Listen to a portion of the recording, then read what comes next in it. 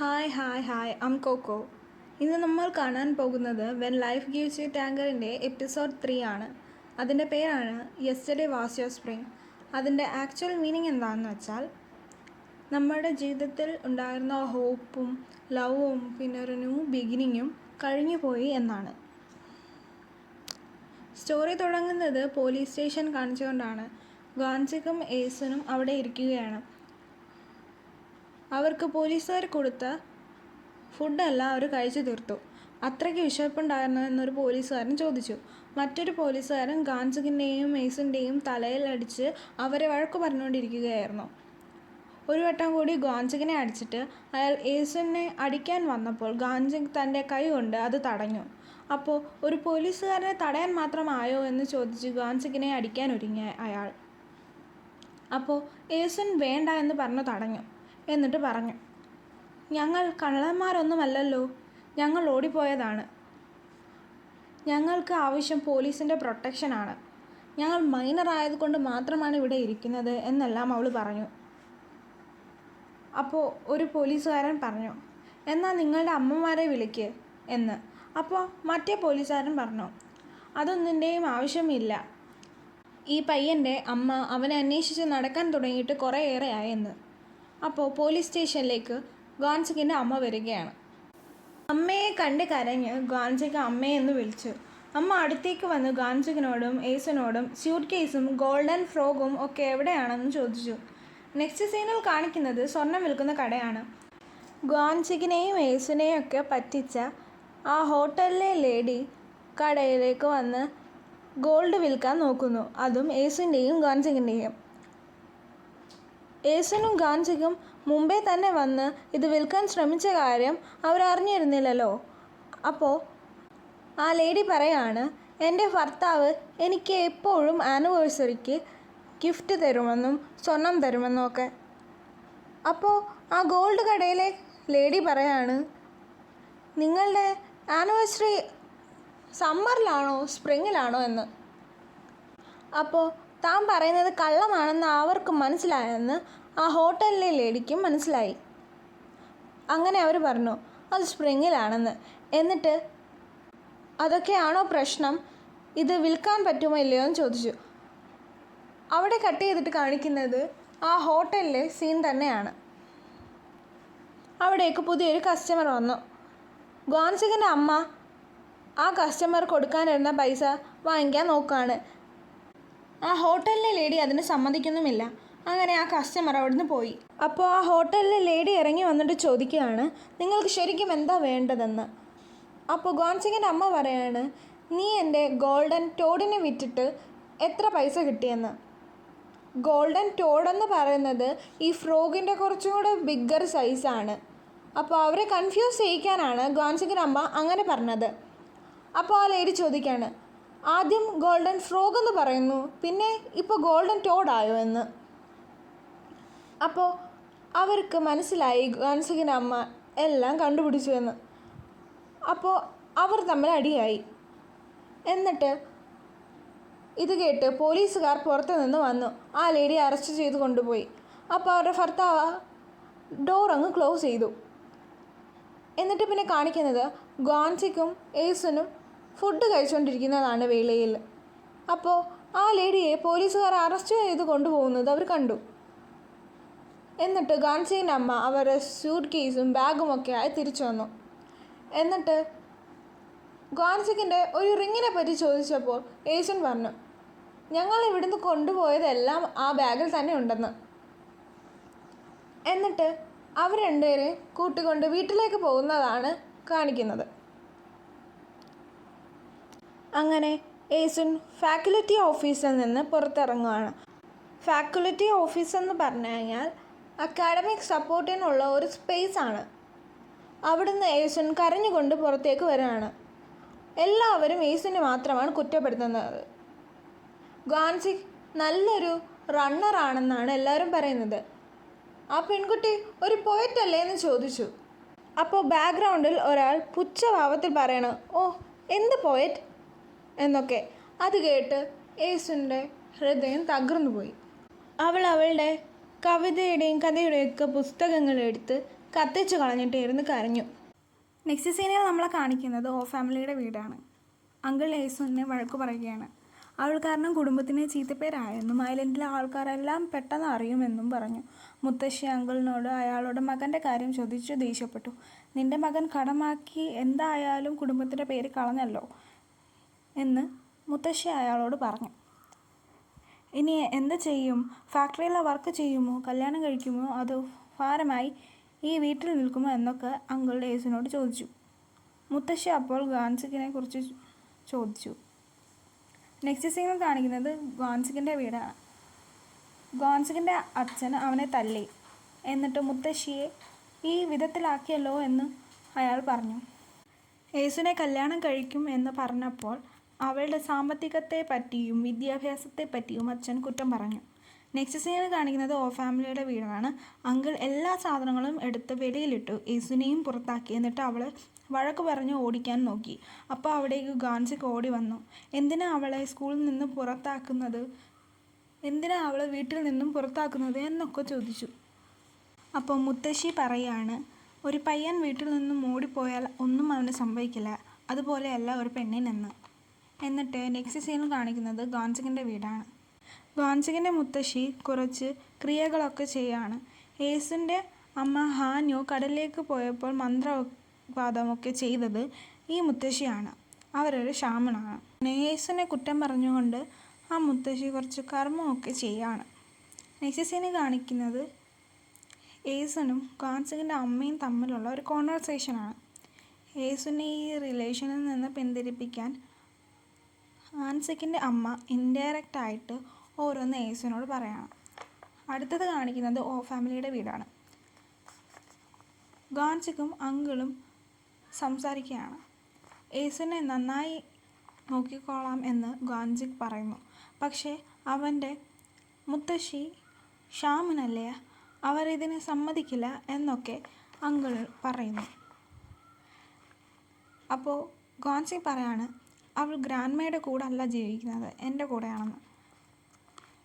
ഇതൊക്കെ കേട്ട് പുറകിലെ ഡോറ് തുറന്നു വരികയാണ് യേസു. എന്നിട്ട് അവൾ ഗാൻസിക്കിനോട് ഷൗട്ട് ചെയ്യുന്നു. എന്നിട്ട് പറയാണ്, ഞാൻ നിന്നേക്കാളും നല്ലതും സാമ്പത്തികവും ഉള്ള ഒരാളെ കല്യാണം കഴിക്കുമെന്ന് എന്നവൾ പറഞ്ഞിട്ട് ദേഷ്യത്തിൽ ഡോർ ക്ലോസ് ചെയ്യാണ്. നെക്സ്റ്റ് സീൻ കാണിക്കുന്നത് ഒരു റെസ്റ്റോറൻ്റാണ്. യേസുൻ ഒരു ബ്ലൈൻഡ് ഡേറ്റിന് വന്നിരിക്കുകയാണ്. ആ ആളുടെ ആദ്യത്തെ കല്യാണമൊന്നുമല്ല ഇത്. അയാൾക്ക് 2 കുട്ടികളുമുണ്ട്. ഭാര്യ ഒഴിവായി പോയതാണ്. യേസുൻ ഒരാളുമായി ഒളിച്ചോടിയ കാര്യം നേരത്തെ അയാൾക്ക് അറിയാം. അതുകൊണ്ട് യേസുൻ വെർജിനല്ല എന്നാണ് അയാൾ ഇൻഡയറക്റ്റായിട്ട് പറയുന്നത്. പിന്നെ അയാൾക്ക് ഒരുപാട് പണവുമുണ്ട്, അതിനൊത്ത് പിശുക്കുമുണ്ട്. ചായയുടെ വില 50 വോൺ ആണെന്ന് അയാൾ അഹങ്കരിച്ച് പറയുകയാണ്. അത് കേട്ട് യേസുൻ ചായ പോലും കുടിച്ചില്ല. യേസുവിൻ്റെ ആൻറ്റി ഇത് നല്ല ബന്ധമാണെന്നും അയാൾ അവളെ പഠിപ്പിക്കുമെന്നും സ്വന്തമായി ബുക്ക് പബ്ലിഷ് ചെയ്യാൻ അനുവദിക്കുമെന്നൊക്കെ പറയാണ്. അയാൾക്ക് 2 കുട്ടികളല്ലേ ഉള്ളൂ, അത് 3 ഒന്നും അല്ലല്ലോ, അത്രയും കഷ്ടപ്പാടൊന്നുമില്ലെന്ന് അവളോട് പറയാണ്. നെക്സ്റ്റ് സീൻ കാണിക്കുന്നത് യാങ് ഫാമിലിയുടെ വീടാണ്. ഹാനുവിൻ്റെ കുറച്ച് ഫ്രണ്ട്സ്, ഹാനു യേസുവിൻ്റെ അമ്മയാണ്. ഹാനുവിൻ്റെ കുറച്ച് ഫ്രണ്ട്സ് ഈ കല്യാണത്തിൻ്റെ കാര്യം അറിഞ്ഞു. ഗാൻസിക്കിൻ്റെ അമ്മയാണ് അതൊക്കെ നടത്താൻ നോക്കുന്നത് എന്ന് അറിഞ്ഞ് അവർ ഗാൻസിക്കിൻ്റെ അമ്മയോട് ചൂടാവുന്നു. അത് കേട്ട് കൊണ്ടാണ് ഗാൻസിക് വന്നത്. അത് കേട്ട് ഞെട്ടി അവൻ അവരോട് കാര്യങ്ങളൊക്കെ ചോദിക്കുന്നു. എന്നിട്ട് അടുത്ത സീനിൽ കാണിക്കുന്നത് യേസുവിനും ആ ഒരാളും യേസുവിൻ്റെ വീട്ടിലേക്ക് വരികയാണ്. അയാൾ ഒരു യൂസ് ചെയ്ത ഗിഫ്റ്റാണ് യേസുവിൻ്റെ വീട്ടിലേക്ക് കൊടുക്കാൻ ഇരിക്കുന്നത്. നെക്സ്റ്റ് സീനിൽ ഫാമിലിയുടെ വീടാണ് കാണിക്കുന്നത്. ഗാൻസിക് കുറേ യെല്ലോ ക്രോക്കർ ഒരു ഫിഷാണെന്ന് നമ്മൾ മുന്നേ പറഞ്ഞിട്ടുണ്ടല്ലോ. ആ ഫിഷ് കൊണ്ടുവന്ന് കൊടുക്കുകയാണ് അങ്കിളിന്. കുറേ അധികം ഫിഷ് ഗാൻസിക് അയാൾക്ക് കൊണ്ടു കൊടുത്തു. എന്നിട്ട് ഗാൻസിക് പറഞ്ഞു, യേസുവിനെ പട്ടിണിക്കിടരുതെന്ന്. എന്നിട്ട് പറഞ്ഞു, 30 വയസ്സുള്ള ഒരാളുമായി അവളെ കല്യാണം കഴിക്കുന്നത് എന്തിനാണെന്ന് ചോദിച്ചു.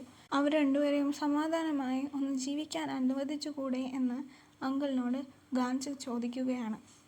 അങ്ങനെ അവിടെ നിന്ന് ദേഷിച്ച് ഗാൻസിക് പുറത്തേക്ക് നടന്നപ്പോഴാണ് ഏസുനും അയാളും വീട്ടിലേക്ക് വരുന്നത് കാണുന്നത്. അപ്പോൾ ഏസുവിനെ വലിച്ചുകൊണ്ട് പോകാൻ ഗാൻസിക് നോക്കി. അയാൾ ഓടി വന്ന് ഇങ്ങനെയാണോ ബിഹേവ് ചെയ്യേണ്ടത്, മൂത്തവരുടെ മുമ്പിൽ ഇങ്ങനെയാണ് കാണിക്കേണ്ടത് എന്നൊക്കെ ചോദിച്ചു. ഗാൻസിക് പറഞ്ഞു നിങ്ങളതൊന്നും നോക്കേണ്ട എന്ന്. എന്നിട്ട് ഏസുവിനെ വിളിച്ചുകൊണ്ട് പോകാൻ നോക്കി. ഏസുവിനാണെങ്കിൽ ഗാൻസികിനോട് ദേഷ്യപ്പെട്ടു. എന്താണ് വേണ്ടത് എന്നൊക്കെ ചോദിച്ചു. എന്നിട്ട് ഗാൻസിക് അവളെ വലിച്ചെടുത്തുകൊണ്ട് ആ യെല്ലോ കാനോൺ ഫ്ലവേഴ്സ് ഉള്ള ഗാർഡനിലേക്ക് പോയി. എന്നിട്ട് ഗാൻസിക് ചോദിക്കുകയാണ് നീ എന്തിനാണ് സെക്കൻഡ് മാരേജ് ആയിട്ടുള്ള ഒരാളെ കല്യാണം കഴിക്കുന്നത് എന്ന്. എന്നിട്ട് നമുക്ക് ഒരുമിച്ച് ജീവിച്ചുകൂടെ എന്നൊക്കെ ഗാൻസിക് അവളോട് ചോദിച്ചു. അപ്പോൾ അവൾ പറയാണ് നിന്നെ കല്യാണം കഴിച്ചാൽ എൻ്റെ ലാസ്റ്റ് ചാൻസ് കൂടി പോകും. ഇയാളെ കല്യാണം കഴിച്ചാൽ എൻ്റെ ജീവിതത്തിൽ എന്തെങ്കിലും ഒരു മാറ്റം ഉണ്ടാകും. എനിക്ക് ഫ്രീ ആയിട്ട് നടക്കാനെങ്കിലും പറ്റും. എന്നെ വേണ്ടാത്ത, എന്നോട് ഒരു താല്പര്യവുമില്ലാത്ത ഒരാളുടെ ഫാമിലിയിലേക്ക് പോകുന്നതിലും നല്ലത് ഇതാണ് എന്ന് ഏസുൻ പറയാണ്. എന്നിട്ട് ഇതുവരെ അവൾക്ക് വന്നത് കഷ്ടങ്ങൾ മാത്രമാണെന്നും ഒളിച്ചോടി പോയതിനാൽ അവൾക്ക് നാണക്കേടും കുടുംബത്തിൻ്റെ ചീത്തപ്പേരും എല്ലാമായെന്നും പറഞ്ഞു. എന്നിട്ട് ഗാൻസിക് കൊടുത്തിരുന്ന ഒരു ഗോൾഡൻ റിംഗ് അവൾ ഊരി കാനോല ഫ്ലവേഴ്സിൻ്റെ ഗാർഡനിലേക്ക് വലിച്ചെറിഞ്ഞു. എന്നിട്ട് ഗാൻസികുമായിട്ടുള്ള ഓരോ മൊമെൻറ്റ്സും ഗാൻസിക് അവളെ എങ്ങനെയൊക്കെ പ്രൊട്ടക്റ്റ് ചെയ്തിരുന്നു എന്നതെല്ലാം അവൾ ആലോചിക്കുകയാണ്. എന്നിട്ട് ഇത് ശരിയാവില്ല എന്ന് പറഞ്ഞ് ഏസുൻ പോവാണ്. ഗാൻസിക് പൊട്ടിക്കരയുന്നു. അതിനുശേഷം കാണിക്കുന്നത് ഏസുൻ ഈ ഊരി എറിഞ്ഞ റിങ് അവിടെ എല്ലാം തിരയുന്നതാണ്. അവൾക്ക് എന്നിട്ടത് കിട്ടിയില്ല. പിന്നെ കാണിക്കുന്നത് പ്രസൻറ്റിലുള്ള ഏസുനെയാണ്. ഏസുനും ഏസുൻ്റെ മകളും ആൻറ്റിയും എല്ലാം അവിടെ ഭക്ഷണം കഴിക്കുകയാണ്. അപ്പോൾ മകൾ പറയാണ് ഇതേപോലെയുള്ള ഒരു ലൈഫ് ഞാൻ എന്തായാലും തിരഞ്ഞെടുക്കില്ല. അമ്മയെപ്പോലെ കഷ്ടപ്പെടാൻ ഞാൻ ഒരിക്കലും നിൽക്കുകയില്ല. ഏസുൻ എപ്പോഴെങ്കിലും അച്ഛനെ കല്യാണം കഴിച്ചല്ലോ എന്നോർത്ത് കുറ്റബോധപ്പെട്ടിട്ടുണ്ടോ എന്ന് മകൾ ചോദിച്ചു. അപ്പം ഏസുൻ പറയാണ് ഞാൻ അച്ഛനെ കല്യാണം കഴിച്ചിരുന്നില്ലെങ്കിൽ എനിക്കങ്ങനെ നിങ്ങളുണ്ടാവുമെന്ന്. എന്നിട്ട് ഏസുൻ പണ്ട് പറഞ്ഞിരുന്ന ഒരു കാര്യം ഏസുൻ്റെ മകൾ പറയാണ് ഒരിക്കലും ഇങ്ങനെയുള്ള ഒരാളെ കല്യാണം കഴിക്കില്ല എന്ന്. സാമ്പത്തികം വെച്ചിട്ടാണ് ഏസുൻ്റെ മകൾ അങ്ങനെ പറയുന്നത്. എന്നിട്ട് കാണിക്കുന്നത് ഗാൻസിക് ഷിപ്പിലുള്ളതാണ്. ഗാൻസിക് പുറത്തേക്ക് പോവുകയാണ് ഐലൻഡിൽ നിന്നും എന്തോ ജോലിക്ക് വേണ്ടി. നെക്സ്റ്റ് സീനിൽ കാണിക്കുന്നത് ഗാൻസിക്കിൻ്റെ അമ്മയും ഏസുനും തമ്മിലുള്ള കോൺവെർസേഷനാണ്. ഗാൻസിക്കിൻ്റെ അമ്മ ഏസുനോട് പറയാണ് നീ എൻ്റെ മകനെ വിട്ടു പോകണമെന്ന്. നീ ഉണ്ടെങ്കിൽ അവന് ഒന്നും തന്നെ ലൈഫിൽ അച്ചീവ് ചെയ്യാൻ സാധിക്കില്ല. നീ എൻ്റെ മകൻ്റെ കൂടെ നിന്നാൽ അവൻ്റെ സ്വപ്നങ്ങളും അവൻ്റെ ജീവിതവും അവൻ്റെ ഫാമിലിയും തന്നെയാണ് പോകുന്നത് എന്നൊക്കെ പറഞ്ഞ് ഏസുനെ അവർ കൺവിൻസ് ചെയ്യാൻ നോക്കുന്നു. അടുത്തത് കാണിക്കുന്നത് ഏസുനും അവൾ വിവാഹം കഴിക്കാൻ പോകുന്ന ആളും ഒരു ഷോപ്പിലിരിക്കുന്നതാണ്. അയാൾ അയാളുടെ കാശിനെ പറ്റിയും ഏസുൻ വെർജിനല്ല എന്നും പറഞ്ഞുകൊണ്ടിരിക്കുകയാണ്. തനിക്ക് മറ്റൊരു ചോയ്സും ഇല്ലാത്തത് കൊണ്ടാണ് അയാളെ കല്യാണം കഴിക്കാൻ പോകുന്നത് എന്ന് ഏസുൻ അവളോട് പറഞ്ഞു. എന്നിട്ട് നെക്സ്റ്റ് സീനിൽ കാണിക്കുന്നത് ഏസുനും അവളുടെ അമ്മയും ബാക്കിയുള്ള സ്ത്രീകളും ഒക്കെ കൂടിയിരിക്കുന്നതാണ്. അവരെല്ലാവരും ഏസുനോട് ചോദിക്കുകയാണ് വലുതാവുമ്പോൾ ആരാവണമെന്ന്. അപ്പോൾ അവൾ പറയാണ് പ്രസിഡൻ്റ് ആവണമെന്ന്. അപ്പോൾ ഗാൻസിക്കിനോട് ചോദിച്ചപ്പോൾ അവൻ പറയുന്നത് ഒരു ഫസ്റ്റ് ജെൻറ്റിൽമാൻ ആയാൽ മതി എന്നാണ്. അത് കേട്ട് എല്ലാവരും പൊട്ടിച്ചിരിച്ചു. ശേഷം കാണിക്കുന്നത് ഏസുനും അവൾ കല്യാണം കഴിക്കാൻ പോകുന്ന ആൾ ഒരു ഷോപ്പിലിരിക്കുന്നതാണ്. ഇങ്ങനെ നിങ്ങളുടെ ആട്ടവും കേട്ട് ജീവിക്കുന്നതിനേക്കാൾ നല്ലത് മരിക്കുകയാണെന്ന് പറഞ്ഞിട്ട് കൃത്യം 10 മണിയായപ്പോൾ അവൾ അവിടുന്ന് ഇറങ്ങി ഓടുകയാണ് ഷിപ്പിൻ്റെ അടുത്തേക്ക്. അപ്പോഴേക്കും ഷിപ്പ് അവിടെ പോയി കഴിഞ്ഞു. ഏസുൻ ഓടി ഓടി വന്നു. എന്നിട്ട് ഗാൻസിക്കിനെ ഉറക്കെ വിളിച്ചു എന്തിനാ പോകുന്നത് എന്നൊക്കെ പറഞ്ഞ് കരയാൻ തുടങ്ങി. അപ്പോൾ ഷിപ്പിനകത്ത് ഏസൻ എന്ന് ആരോ വിളിക്കുന്നത് കേട്ട് ഗാൻസിക്ക് അവിടേക്ക് നോക്കി. അതൊരു കുഞ്ഞു കുട്ടി അവളുടെ അമ്മ വിളിക്കുകയായിരുന്നു. എന്നിട്ട് ഏസൻ കരയുന്നതെല്ലാം കണ്ട് നാട്ടുകാരും ഗാൻസിക്കിൻ്റെയും അമ്മയും മുത്തശ്ശിയും എല്ലാവരും വന്ന് നോക്കി.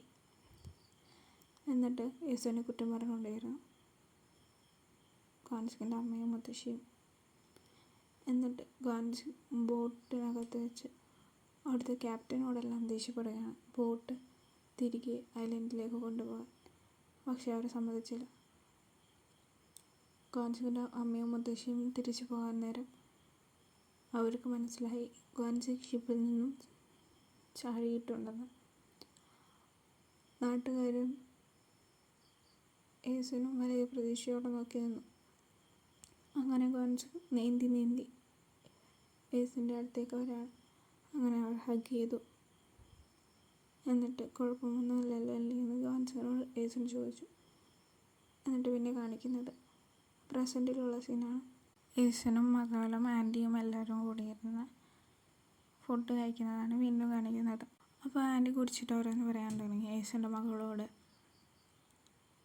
അവർ പറയാണ് ഏസൻ്റെ മകൾ അവരുടെ കല്യാണത്തിന് 8 മാസം ശേഷമാണ് ജനിച്ചതെന്ന്. എന്നിട്ട് പിന്നെ കാണിക്കുന്നത് പാസ്റ്റിലുള്ള ഒരു സീനാണ്.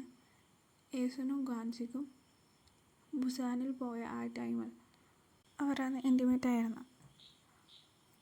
എന്നിട്ട് നേരെ കാണിക്കുന്നത് പ്രസൻറ്റിലുള്ളതാണ്. അപ്പോൾ ഗാൻസിക്കാണ് എൻ്റർ ആവുന്നത്. അപ്പോൾ ആൻറ്റി ഓരോന്ന് വിളിച്ച് പറയുന്നുണ്ട്. ആൻറ്റീനെ പറഞ്ഞു വിടാൻ നോക്കണം ഗാൻസി. എന്നിട്ട് കാണിക്കുന്നത്